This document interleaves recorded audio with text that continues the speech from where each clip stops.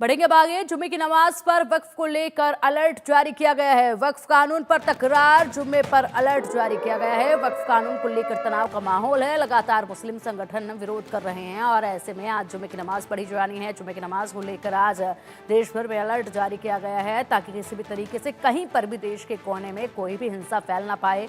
लगातार ये तस्वीरें पहले ही सामने आ चुकी हैं जब वक्फ कानून का विरोध किया जा रहा है मुस्लिम संगठनों द्वारा और ऐसे में अलग अलग जगहों पर हिंसा हुई है। मुर्शिदाबाद की तस्वीरें अभी ठंडी भी नहीं हो पाई हैं और इसीलिए अब जुम्मे की नमाज अदा की जाएगी आज। तो इसी के तहत प्रशासन पूरी मुस्तैदी के साथ तैनात है।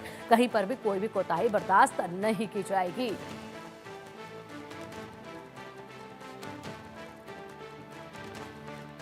तो वक्फ कानून को लेकर जो आक्रोश है मुस्लिम संगठनों में, उसके चलते आज जुम्मे की नमाज के वक्त पुलिस प्रशासन पूरी तरीके से अलर्ट मोड पर है।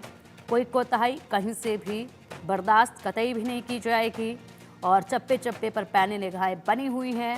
कोई भी अगर अफवाह फैलाने की कोशिश करता है, माहौल को खराब करने की कोशिश करता है तो उन पर कड़ा एक्शन लिया जाएगा। ये पहले ही कड़े संकेत, कड़े संदेश दिए जा चुके हैं कि यदि कोई भी ऐसा पाया जाता है जो कि माहौल को ख़राब करने की कोशिश करता है, कोई भी ऐसा पाया जाता है जो कि अफवाहें फैलाने की कोशिश करता है, चाहे वो सोशल मीडिया के माध्यम से हो या फिर कोई दूसरा माध्यम अपनाया जाए, उन पर कड़ी कार्रवाई, कड़ा एक्शन लिया जाएगा। क्योंकि देश को इस तरीके से आग के हवाले नहीं किया जा सकता है।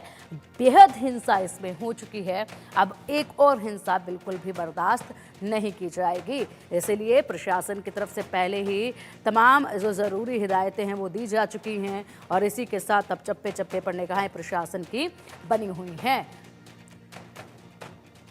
और अब चलिए चप्पे चप्पे से जानकारी लेने के लिए तमाम व्यवस्थाओं के हमारे सहयोगी हमारे साथ हैं। मुंबई से शाहिद अंसारी हमारे साथ हैं, लखनऊ से फिरोज आलम हमारे साथ है और दिल्ली से आदित्य कुमार हमारे साथ हैं।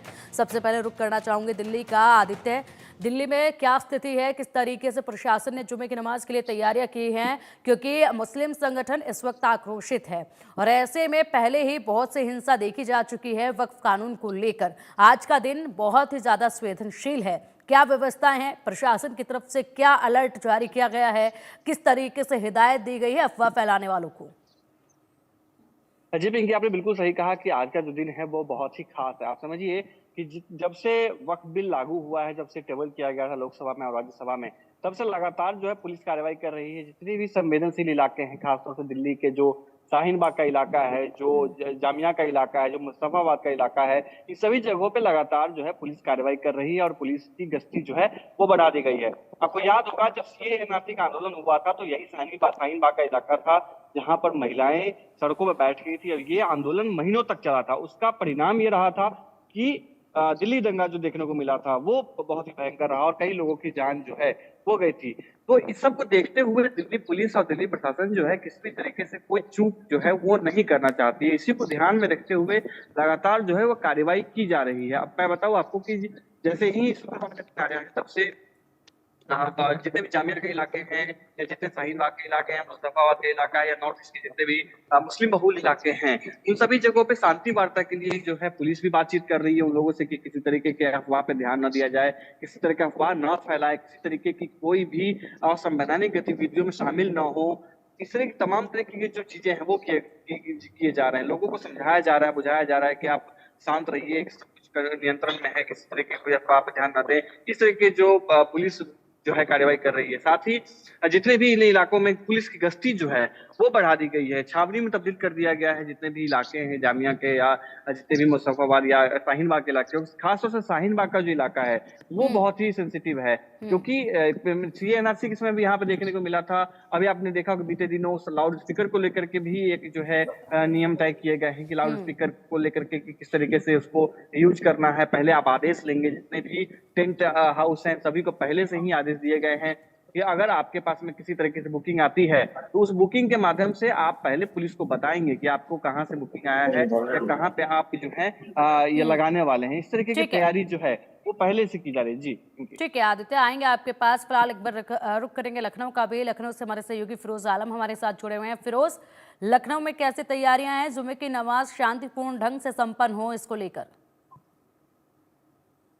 देखिए, आज जुमे की नमाज है। जुमे की नमाज को लेकर जितने भी राजधानी लखनऊ की मस्जिदें हैं, वहां पर फोर्स जो है वो बढ़ा दी गई है। खासकर संवेदनशील इलाके जो हैं, वहां के ऊपर जो है वो फोर्सों को बढ़ा दिया गया है। किसी तरह की अप्रिय घटना न होने पाए, इसको लेकर के जो संवेदनशील इलाके हैं, वहां पर कड़ी निगरानी की जा रही है। सोशल मीडिया के जरिए भी नजर रखी जा रही है। पिछले कई जुमों में हम लोगों ने देखा, हम्म। वक्त लागू होने के बाद कि तरह तरह के इसके प्रदर्शन विरोध देखे गए, काली पट्टी बांध के किए गए। तो जो है लोगों ने जो है वो वक्त का हाथों में तख्ती लेकर विरोध किया। जुमे की नमाज में ही ये प्रदर्शन हम लोग को देखने को मिले। किसी तरह की कोई बात ना होने पाई, क्योंकि जिस हिसाब से हमने देखा कि बंगाल में 2 के बाद लखनऊ चूंकि राजधानी है, यहाँ पर एहतियात के तौर पर जितनी भी मस्जिदें हैं, वहां के ऊपर जो बड़ी बड़ी मस्जिदें हैं, चाहे लखनऊ की ऐशबाग ईदगाह हो, चाहे टीले वाली मस्जिद हो, चाहे जो है आपकी लखनऊ की आसिफी मस्जिद हो, जहां हजारों की संख्या में जुमे की नमाज पढ़ने के लिए नमाजी वहां पर आते हैं। तो एहतियात के तौर पर फोर्स जो है वो बढ़ा दी गई है। खासकर संवेदनशील इलाकों में जो है वो जरूर निगरानी बढ़ाई गई है, क्योंकि संवेदनशील इलाके हैं, वहां पर ड्रोन से भी निगरानी की जा रही है, सोशल मीडिया के जरिए निगरानी की जा रही है। इसके अलावा जो कंट्रोल रूम है वो बनाए गए हैं, जिसका खुद joint commissioner law and order जो है उस पर नजर बनाए हुए हैं। इससे कल एक दिन पहले जुमे की नमाज से पैदल गश्त भी पुलिस के द्वारा किया गया संवेदनशील इलाकों में।